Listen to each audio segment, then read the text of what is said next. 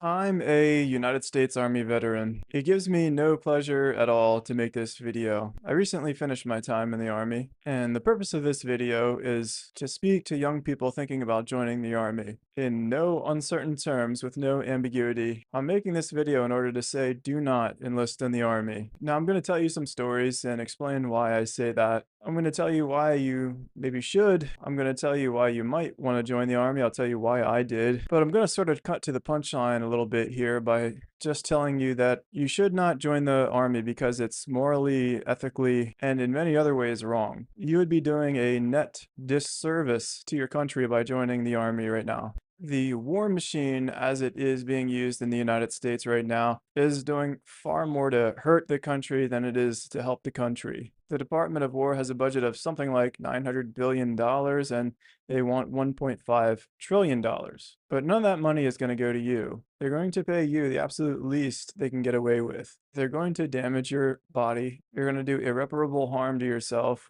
your ears, your eyes, your skin, your tendons, and contrary to popular belief, they will not take care of you when they're done with you. If you serve in Congress for 2 years, you get health care for life. If you serve in the Army and damage yourself, you will not get health care. They may not even take care of what they broke. I can absolutely guarantee you that you will not be sent to any war for the purpose of fighting for freedom. Instead, you will be sent someplace that is financially advantageous to people, countries, and companies that you will in no way benefit from, financially or in any other way. And in fact, it will hurt you because the places you're sent will serve to damage the reputation of the United States and cause more enemies. And you will be knowingly complicit. Right now, people from the nation of Israel write politicians bigger checks than you. And so the politicians are more likely to listen to Israeli companies, and individual who have allegiance to that country rather than the voters. And they do so at the expense of other people's children's lives. And so, whereas these people say that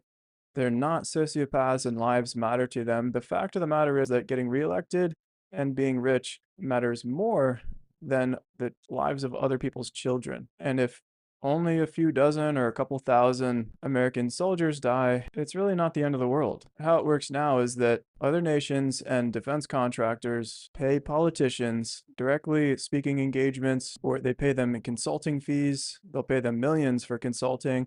They'll hire them on to a company after their time in office is finished to a position that doesn't really require any work, but they'll pay them a very large salary every year for the rest of these politicians' lives because it's illegal to bribe politicians while they're in office.